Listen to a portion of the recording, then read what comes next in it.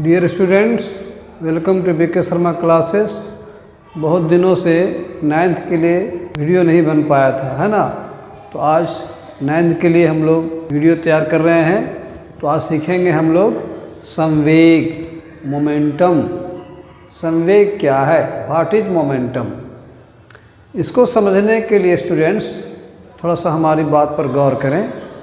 हम लोग गौर करते हैं कि जब हवा चलती है, जब धीरे धीरे हवा चलती है तो बहुत अच्छा लगता है, बहुत आनंद मिलता है। लेकिन वही हवा का जब वेग बढ़ जाता है, गति बहुत बढ़ जाती है, तो आंधी और तूफान का रूप ले लेती है, तो हमें काफ़ी नुकसान पहुंचाती है।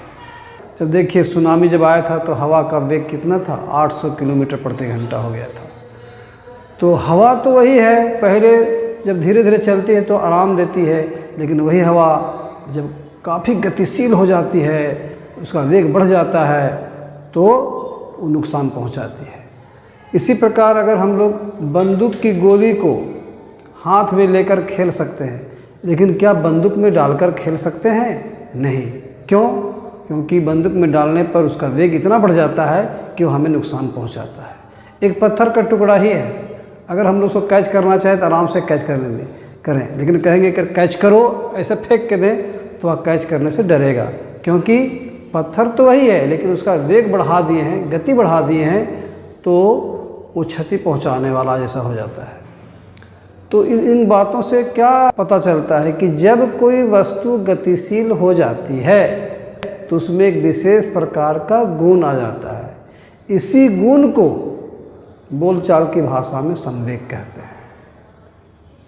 इसी विशेष गुण को संवेग कहते हैं। हालांकि अगर गौर करें तो संवेग दो बातों पर निर्भर करता है, एक वस्तु के द्रव्यमान पर और वस्तु के वेग पर।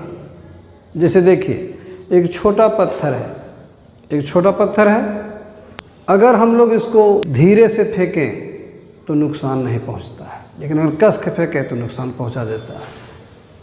लेकिन याद रहे इसका द्रव्यमान कम है, लेकिन अगर वेग बढ़ा दें तो ये नुकसान पहुंचाता है।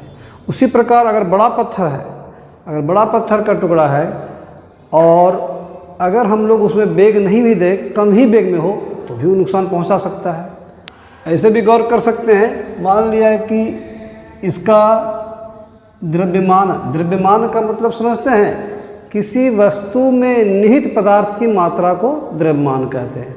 ये चौक का टुकड़ा है ना, मान लिया कि ये चूना से बना हुआ है, तो इसका द्रव्यमान क्या होगा, जितनी मात्रा में इसमें चूना होगा।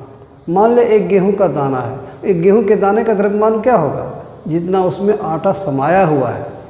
माने किसी वस्तु में निहित पदार्थ की मात्रा को ही द्रव्यमान कहते हैं। तो द्रव्यमान इसका कम है और द्रव्यमान इसका अधिक है।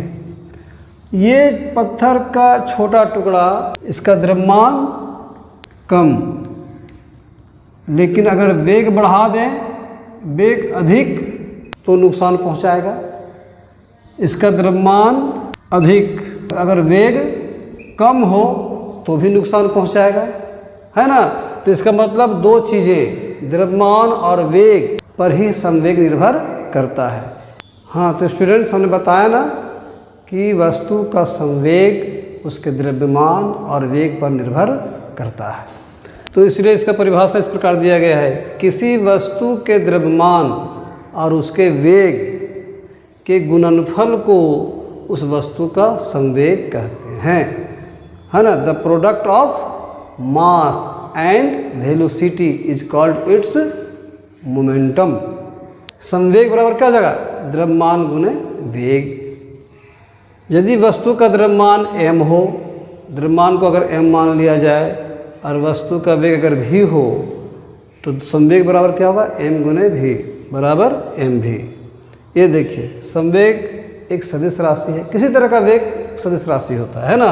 इसका एसआई मात्रक किलोग्राम मीटर प्रति सेकंड है। किलोग्राम मीटर प्रति सेकंड कैसे हुआ, जैसे द्रव्यमान का मात्रक क्या होता है, केजी, और वेग का क्या होता है, मीटर प्रति सेकंड। इसी से बना है केजी मीटर प्रति सेकंड। इसको याद रखें स्टूडेंट्स।